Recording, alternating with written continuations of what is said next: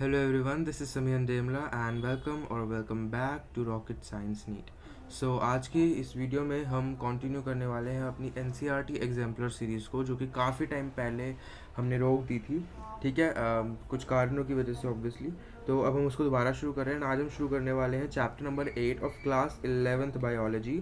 ठीक है, which is the cell the unit of life, which is a very important chapter. And इसके जो exemplar हैं इनमें कुछ ऐसे क्वेश्चंस हैं, कुछ ऐसे पॉइंट्स हैं जो कि एन में नहीं है, बट उन पे क्वेश्चन बन सकता है बिकॉज एन एग्जाम्पलर है ये। ठीक है, क्वेश्चन एन और एन के एग्जाम्पलर से आता है। ठीक है, सो आप इस वीडियो को ध्यान से देखिएगा एंड एक बार जैसे हम क्वेश्चन को देखते हैं, उसको रीड करते हैं, उसके बाद वीडियो को पॉज करिए, उसका आंसर खुद लिखिए। ठीक है, मतलब अपने मन में सोचिए एंड देन हमारा वाला आंसर देखिए। तो और आखिरी में अपना खुद कैलकुलेट कर लीजिए कि आपके कितने सही थे और कितने गलत थे, है ना। So let's start.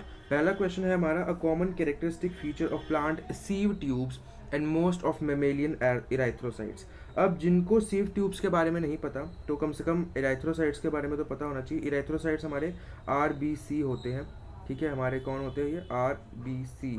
ठीक है, अब इनमें क्या नहीं होता, ठीक है, इनमें जो है न्यूक्लियस आपका नहीं होता है।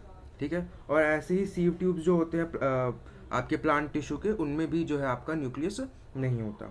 ठीक है, नेक्स्ट क्वेश्चन है हमारा, select one which is not true for ribosome. अब इनमें से कौन सी चीज़ है जो राइबोसोम के लिए सही नहीं है। मेड ऑफ 2 सब यूनिट्स, अब ये तो सही बात है ना। ये किससे बना होता है हमारे राइबोसोम, अगर प्रोकैरियोट की बात करें, ठीक है, प्रोकैरियोट की बात करें, तो उनका जो आपका राइबोसोम होता है वो 70S होता है ना, जो कि आपका किसका बना होता है 30S प्लस 50S, है ना। और अगर हम यूकैरियोट की बात करें, ठीक है, ढंग से चल क्यों नहीं रहा पता नहीं, 80S। ठीक है, और ये किसका बना होता है 40S प्लस 60S। तो 2 सब यूनिट्स के तो बने हुए हैं दोनों राइबोसोम, तो ये तो बिल्कुल सही स्टेटमेंट है। अगला है फॉर्म पॉलीसोम। हमें पता है पॉलीसोम बनाता है आपके mRNA पे आपके राइबोसोम चिपक जाते हैं, तो इसे पॉलीसोम बोला जाता है। मे अटैच टू mRNA, ये सही बात यही है। May have no role in protein synthesis, no role नहीं है, इसका रोल होता है। तो यही आपका आंसर हो जाएगा। ठीक है, ये आपका आंसर हो जाएगा। अगला आपका क्वेश्चन है, which one of these is not a eukaryote. इनमें से कौन सा यूकैरियोट नहीं है। Euglena, anabaena, spirogyra, Agaricus. तो इसमें एनाबीना जो है आपका आंसर हो जाएगा। ये क्या है आपका ब्लू ग्रीन एल्गी है। ठीक है, BGA, एक टाइप का ब्लू ग्रीन एल्गी है ये। ठीक है, एनाबीना। ठीक है, एनाबीना नॉस्टॉक हमने नाम पढ़ा है।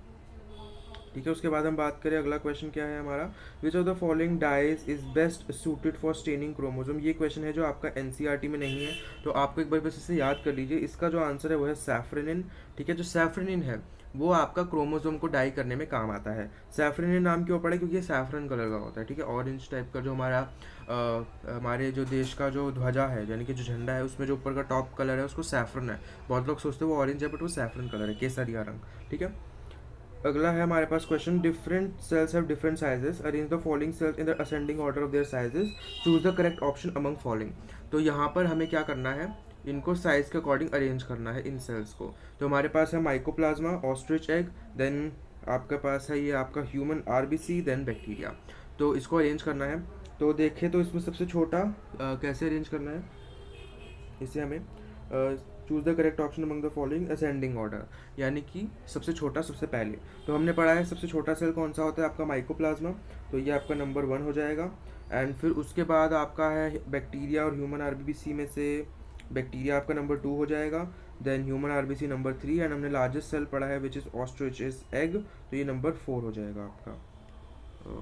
यस, तो ये नंबर 4 हो जाएगा। तो इससे कौन सा ऑप्शन मैच कर रहा है, इससे जो आपका ऑप्शन मैच कर रहा है वो है option number A, 1, 4, 3 and 2।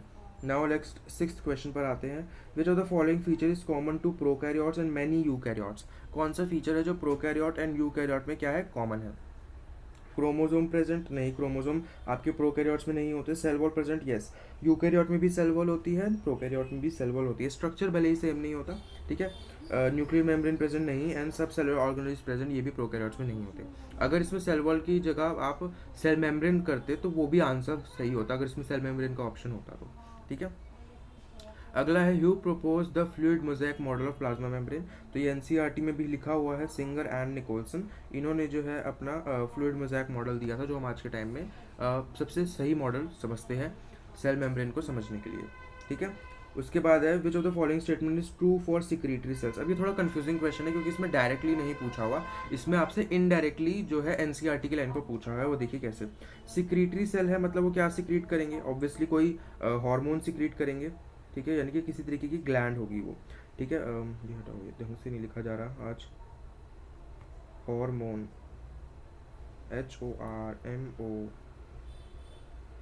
HORMONE, तो किसी तरीके का हार्मोन सिक्रीट करेंगे।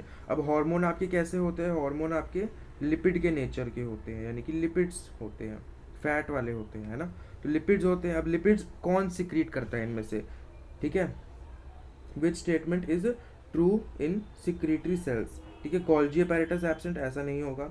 ठीक है, only smooth endoplasmic reticulum SCR is present, secretory granules are formed, ठीक है, in the nucleus and rough endoplasmic reticulum RER is easily observed in the cell. तो इसका सी आंसर होगा कि आपको स्मूथ एंडोप्लाज्मिक रेटिकुलम देखने को मिलेगा। ठीक है, अगला क्वेश्चन है व्हाट इज टोनोप्लास्ट। तो ये भी आपकी एनसीईआरटी में लिखा है। टोनोप्लास्ट क्या होता है, आपके जो मेम्ब्रेन बाउंड्री है जो आपके वैक्यूल्स की, यानी कि ऑप्शन नंबर सी। और वैक्यूल्स हमारे प्लांट सेल्स में होते हैं, एनिमल सेल्स में नहीं होते। ठीक है, अगला क्वेश्चन है which of the following is not true for a eukaryotic cell. Eukaryotic cell के लिए इसमें से कौन सी बात है जो गलत है। It has ATS type of ribosome present in mitochondria. It has ATS type of ribosome present in cytoplasm. Mitochondria contains circular DNA. Membrane bound organelles are present. तो अगर हम बात करें तो ये स्टेटमेंट बिल्कुल सही है। ठीक है, फोर्थ वाली, थर्ड वाली भी बिल्कुल सही है। माइटोकॉन्ड्रिया और प्लास्टिड, इन दोनों के पास अपना सर्कुलर DNA होता है। ठीक है, एंड जो सेकंड स्टेटमेंट है वो भी सही है कि ATS टाइप के राइबोसोम साइटोप्लाज्म में प्रेजेंट होते हैं। ठीक है, उसके बाद है जो फर्स्ट स्टेटमेंट है वो गलत है, तो वही हमारा आंसर होगी, क्योंकि 80S नहीं, इसमें 70S के राइबोसोम होते हैं। कौन से, 70S के राइबोसोम होते हैं, 80S नहीं होते। अगली बात करते हैं क्वेश्चन नंबर 11 हमें क्वेश्चन क्या बोल रहा है, which of the following statement is not true for plasma membrane. Plasma membrane के लिए इसमें से कौन सा स्टेटमेंट सही नहीं है। जनरली आदत डालिए, जैसे जो ये वाले वर्ड्स होते हैं नॉट ट्रू, नॉट फॉल्स, इसको आप सिंप्लीफाई करके ऊपर पहले अंडरलाइन करके लिख दो कि नॉट ट्रू मतलब क्या पूछ रहा है, फॉल्स पूछ रहा है। हिंदी में लिख दो, चाहे गलत पूछ रहा है, गलत क्या है, गलत क्या है इसमें से। ठीक है, so it is present in both plant and animal cell, ये बिल्कुल सही बात है। Lipids is present as a bilayer in it, ये भी बिल्कुल सही बात है। Proteins are present integrated as well as loosely associated with the lipid bilayer, ये भी बिल्कुल सही है। हमने पढ़ा है इंटीग्रेटेड प्रोटीन्स के बारे में और लूजली कनेक्टेड प्रोटीन्स के बारे में भी। Carbohydrate is never found in it, ये बिल्कुल गलत चीज़ है और यही हमारा आंसर हो जाएगा। कार्बोहाइड्रेट होते हैं म्यूकोपॉलीसैकेराइड्स की फॉर्म में। आगे बात करते हैं। ठीक है, question number 12, plastid differ from mitochondria on the basis of the following features, mark the right answer. ठीक है, प्लास्टिड और माइटोकॉन्ड्रिया, इन दोनों में से इन दोनों के अंदर क्या डिफरेंस है। So presence of 2 layer of membrane, presence of ribosome, presence of chlorophyll, presence of DNA। तो ये भी दोनों में होता है, ये भी दोनों में होता है, ये भी दोनों में होता है और ये नहीं होता दोनों में, तो यही आपका आंसर हो जाएगा। तो सी आपका आंसर होगा इसके अंदर, ये आपका क्या हो जाएगा, आंसर हो जाएगा, ये आंसर नहीं है। ठीक है, अगला क्वेश्चन नंबर 13 की बात करते हैं, which of the following is not true for cytoskeleton in a cell. Intercellular transport, maintenance of cell shape and structure, support of organelle, cell motility. तो नॉट अ फंक्शन पूछा, तो सेल मोटिलिटी में भी help करते हैं cilia flagella. Support of organelles हमने पढ़ा है, सपोर्ट ऑफ ऑर्गेनलीज के अंदर काम आते हैं। ठीक है, maintenance of cell shape and structure, ये भी चैप्टर में हमने पढ़ा है। ठीक है, तो ए हो जाएगा इंटरसेलुलर, इंट्रासेलुलर ट्रांसपोर्ट। इंट्रा मतलब सेल के अंदर जो ट्रांसपोर्ट होता है उसके ये काम नहीं आते। अगला एक और क्वेश्चन है जो एनसीईआरटी में नहीं है बट आपको ये आ सकता है बिकॉज ये एग्जाम्पलर में है और ये भी स्टेन का ही है। The stain use to visualize mitochondria, तो इसका जो आंसर है वो है जेनस ग्रीन। इसका सैफ्रनिन नहीं है, याद रखिए। माइटोकॉन्ड्रिया का जेजी, जेनस ग्रीन, और क्रोमोसोम का सैफ्रनिन। ठीक है, ये आपको याद रख लेना है।